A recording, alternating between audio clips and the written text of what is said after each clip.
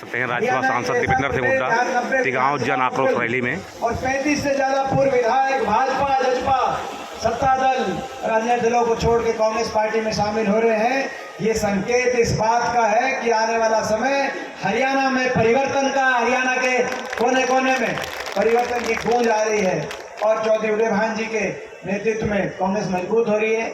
हमारे आदरणीय अध्यक्ष चौधरी उदय भान जी, सभी सम्मानित मंच, जैसा कि एक पंचायती फैसला हुआ है और आज के आयोजनकर्ता आपके सुख दुख के साथी, तिगांव क्षेत्र के सुख दुख के साथी और आपके हर दिल अजीज नेता नहीं कहूँगा, आपके हर दिल अजीज कार्यकर्ता, क्योंकि एक कार्यकर्ता की तरह से दिन रात मेहनत करते हैं, सरल भाव के धनी, मेहनती भाव के धनी हमारे साथी ललित नागर जी, उनको मैं बहुत बहुत बधाई देता हूँ। भाई ललित को बहुत बहुत भाई मैं आपको बधाई देता हूँ और आप सबको भी बहुत बहुत बधाई देता हूँ कि आज जब सुबह बारिश का मौसम बन रहा था, बूंद थोड़ी थोड़ी जब बूंद का समय बना तो ऐसा लग रहा था कि शायद पता नहीं आप आ पाओगे कि नहीं आ पाओगे। वैसे भी तिगांव आसपास के इलाके में सारी सड़कें भी टूटी हैं और बिना बारिश के भी सड़कों पे सीवर का पानी भरा रहता है।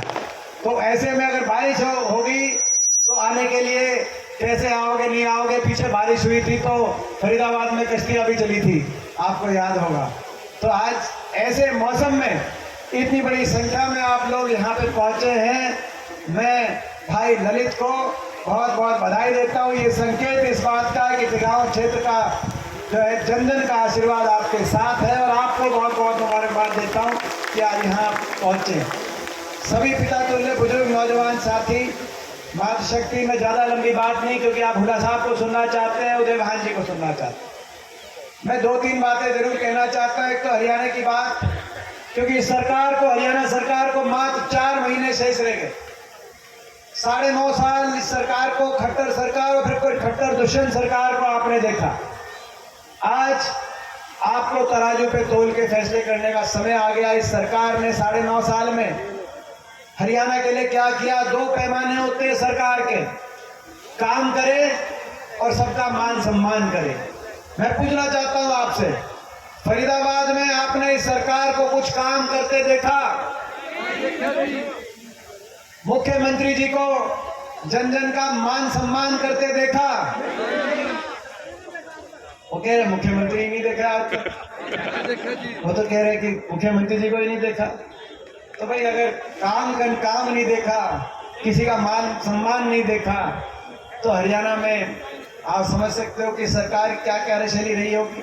जो प्रदेश विकास के हर मापदंड में देश में नंबर 1 पे होता था, प्रति व्यक्ति आय, प्रति व्यक्ति निवेश, विकास दर, खिलाड़ियों के सम्मान में, किसान के फैसलों में, गरीब कल्याण योजनाओं में, आपस में भाईचारे, खुशहाली में 10 साल किसी वर्ग को कोई धरना आंदोलन नहीं करना पड़ा। जिस प्रदेश में, हरियाणा प्रदेश जब कांग्रेस पार्टी की सरकार थी हुड्डा साहब के नेतृत्व में, आज वो प्रदेश 9.5 साल की इस खट्टर सरकार के बाद विकास में तो देश में मोदी सरकार बता रही है 17वें नंबर पर और नंबर 1 बन गया। तो खट्टर साहब बोलते हैं कि हमारा नाम लेके बोलते हैं कि ये बोल रहे हैं, लेकिन मैंने तो सवाल पूछा था संसद में कि देश में सबसे ज्यादा बेरोजगारी कौन से प्रदेश में है। खट्टर साहब मैं क्या करूं, सवाल आप ही की सरकार से पूछा था, भाजपा की सरकार से, और मोदी जी की सरकार ने जवाब दिया संसद में कि देश में सबसे ज्यादा बेरोजगारी है। तो खट्टर साहब हरियाणा के अंदर, आपकी सरकार के अंदर हरियाणा में सबसे ज्यादा बेरोजगारी, सबसे नंबर 1 पे बन गया। तो आज बेरोजगारी में नंबर 1, आज महंगाई में सबसे महंगा डीजल पेट्रोल, क्योंकि वैट जो 9% पे था 17% पे पहुंच गया। सबसे महंगी बिजली, सबसे ज्यादा महंगा बिजली का बिल, बड़े बड़े उद्योगपति समूहों के साथ, अदानी जैसे उद्योगपति समूह के साथ समझौते बदलकर सबसे महंगी बिजली आज देश में हरियाणा में दी जा रही है। महंगाई में नंबर 1 पे आज आपने हरियाणा को बना दिया। आम घर के की कमर तोड़ दी, बिजली का बिल, डीजल पेट्रोल, रसोई गैस का सिलेंडर, बच्चों की स्कूल की फीस, आदमी करे तो करे क्या। महंगाई में नंबर 1, बेरोजगारी में नंबर 1, नशे में नंबर 1, नारा चलता था दूध दही का हरियाणा, ऐसा था हमारा हरियाणा जहां दूध दही का खाना। नारा चलता था खेल खिलाड़ियों का हरियाणा, अब बन गया नशे में नंबर 1 हरियाणा। ये आपने क्या किया, मैं पूछना चाहता हूँ इस सरकार से। और उसका अगर उदाहरण देखना है तो हरियाणा कोने कोने में, फरीदाबाद में आप देख सकते हो। आपको याद होगा जब हमारी सरकार थी तो इस फरीदाबाद को देश में अपने विकास नगरी का एक गौरव दिलाने का प्रयास हमारी सरकार ने किया था। चाहे वो बदरपुर फ्लाईओवर बनाने की बात हो, नहीं तो जाम लगता था घंटों। बदरपुर फ्लाईओवर बना तो मथुरा रोड 6 लेन हमारी सरकार में बनी। मेट्रो पहले फरीदाबाद बल्लभगढ़ तक मेट्रो पहुंची तो इधर का बाईपास जो टिकाऊ क्षेत्र के बीच में सारा निकलता है, इधर से बाईपास निकला। उधर गुड़गांव को हमारी सरकार में 4 लेन से जोड़ने का काम हुआ तो IMT औद्योगिक क्षेत्र की स्थापना की गई। उधर ESI मेडिकल कॉलेज 700 करोड़ की लागत से ESI मेडिकल कॉलेज फरीदाबाद में बना तो YMCA यूनिवर्सिटी फरीदाबाद में बनाने का काम हमारी सरकार में हुआ और फरीदाबाद विकास की तरफ आगे गया। लेकिन फिर इनकी सरकार आई और सरकार आते ही नारा दिया स्मार्ट सिटी बनाएंगे। हमें मन में खुशी हुई, हमने कहा कि फरीदाबाद आगे गया है, वो गौरवशाली सरकार उसको कम से कम बढ़ाए ना तो उसको रखने का काम करे। मगर स्मार्ट सिटी बनाई या अगर मूलभूत सुविधाओं के नजरिए से देखें तो नरक सिटी बनाई, वो मुझसे ज्यादा आप जानते हो। कहाँ गया वो फाइलें कहाँ हैं, काम कुछ किया नहीं फरीदाबाद में। अभी ESI मेडिकल कॉलेज की बता रहे थे नीरज जी, शारदा जी, 700 करोड़ मेडिकल कॉलेज तो बना, लेकिन मेडिकल कॉलेज के आगे, ESI के आगे, अस्पताल के आगे सड़क का क्या हाल है मुझे आप जानते हो, मुझे बताने की जरूरत नहीं। टिकाऊ में सड़कों का क्या हाल है, मैं समझता हूँ कि एक विधानसभा क्षेत्र प्रदेश में जहाँ सबसे ज्यादा सड़कों का बुरा हाल है तो टिकाऊ के अंदर है। नगर निगम के अंदर ऐसे ऐसे घोटाले आए, 200 करोड़ रुपए के घोटाले की फाइल कहां दबा गए, 200 करोड़ रुपए कहां गए, कागजों में काम हो गया, कागजों में सड़कें बन गई। हमारे विधायक नीरज शर्मा जी, अब ये NIT क्षेत्र में क्या हाल है, उसकी तो फोटो अपने जो है अपने कुर्ते पे उनकी फोटो जो है छपा के नीरज शर्मा जी घूम रहे, ऐसे मजबूर हो गए। उस समय भी इन्होंने आवाज उठाई थी जब 200 करोड़ रुपए का नगम का घोटाला हो गया। राम का नाम, अब ये राम का नाम लेते हैं, राम का नाम तो सभी लेते हैं, राम तो सभी के हैं। और ये तो हरियाणा प्रदेश वो प्रदेश है जहां सुबह उठते हैं राम राम। अगर मौसम में अगर बादल आ जाए तो आज राम बरस सकता है, बरस जाए तो राम राजी हो गया।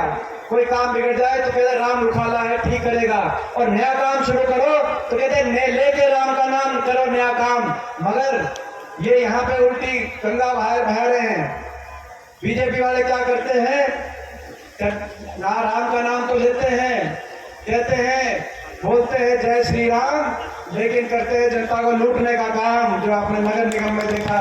फरीदाबाद में आपको पता है कौन लूट रहा है। हम भी बोलते हैं राम राम, हम भी बोलेंगे जय श्री राम, लेकिन हम करेंगे हरियाणा को देश में सबसे आगे लेके जाने का काम, फरीदाबाद को देश में सबसे आगे लेके जाना। ये हमारी लड़ाई है, ये हमारा संघर्ष है। और आज बदलाव का समय आया है।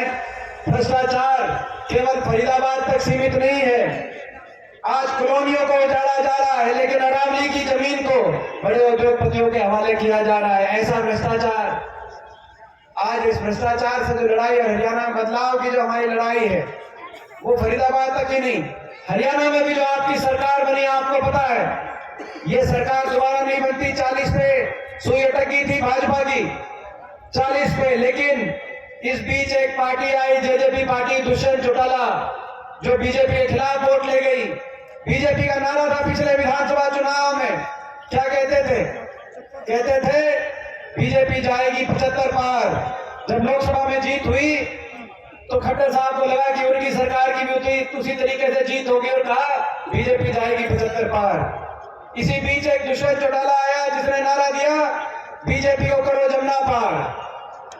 एक कहता था 75 पार, दूसरा कहता था जमुना पार। इलेक्शन का नतीजा आते ही दोनों बन गए पक्के यार, पक्के यार बन गए हरियाणा में। और कहा कि 5100 बुढ़ापा पेंशन पे समझौता कर रहे हैं। जेजेपी और बीजेपी, दुष्यंत चौटाला, खट्टर साहब हाथ मिला रहे हैं, 5100 बुढ़ापा पेंशन मिलेगी। मैं पूछना चाहता हूं आपसे, टिकाऊ वासियों से, टिकाऊ के अपने बड़े बुजुर्गों से, कोई 5100 पेंशन आपकी आई या नहीं आई? 5 साल हो गए 5100 की पेंशन की पे समझौता हुआ था, भूल गए? समझौता 5100 की पेंशन का नहीं था, समझौता भ्रष्टाचार का था, समझौता प्रदेश को महकमे बांटकर लूटने का था, भ्रष्टाचार की फाइल बंद कराने का था सार्वजनिक तौर से। कौन सा महकमा किसके पास आया? शराब महकमा किसके पास गया? माइनिंग का महकमा किसके पास गया? शहरी विकास का महकमा किसके पास गया? कौन किस महकमे से ज्यादा लूटने का काम करेगा? इस बात का भ्रष्टाचार का समझौता था, आपके सामने है। अभी खट्टर साहब का मैं बयान पढ़ रहा था पिछले कुछ दिनों से। खट्टर साहब को जो है हमारी बहुत याद आती है। उनका बयान आ रहा है कि कांग्रेस की सेहत के लिए अच्छा हो कि दीपेंद्र को पीछे कर दे, दीपेंद्र हुड्डा को पीछे कर दे, कांग्रेस की सेहत ऊपर अच्छी बने। मैं खट्टर साहब से कहना चाहता हूं, आप मेरी सेहत की चिंता या कांग्रेस की सेहत की चिंता आप कम मत करो खट्टर साहब। मैं धन्यवाद करता हूं कि आप हमारी सेहत की चिंता रखते हो। आप मतलब हमारी सेहत की चिंता कम करो। अगर चिंता करनी है तो फरीदाबाद के सड़कों की सेहत की चिंता करो, फरीदाबाद के प्रदूषण की चिंता करो, यहाँ के सीवरेज पानी व्यवस्था की चिंता करो, यहाँ के गरीब आदमी के महंगाई की चिंता करो, आप हरियाणा की चिंता करो। आप सब कुछ छोड़ के हमारी 9.5 साल के बाद हमारी चिंता कर लो। हम तो गरीब आदमी, आप चिंता करोगे कि नहीं करोगे हमारी सेहत को? तो हमारी सेहत तो अच्छी है, हम आपका धन्यवाद करते हैं। तो आज मैं अंत में एक बार फिर अपने भाई दलित को बधाई देता हूं और आप सबसे पूछना चाहता हूं, ये जो बदलाव की जो लड़ाई और पूरे प्रदेश में जो बदलाव की आवाज उठी, आज प्रदेश के कोने कोने में हम जा रहे हैं।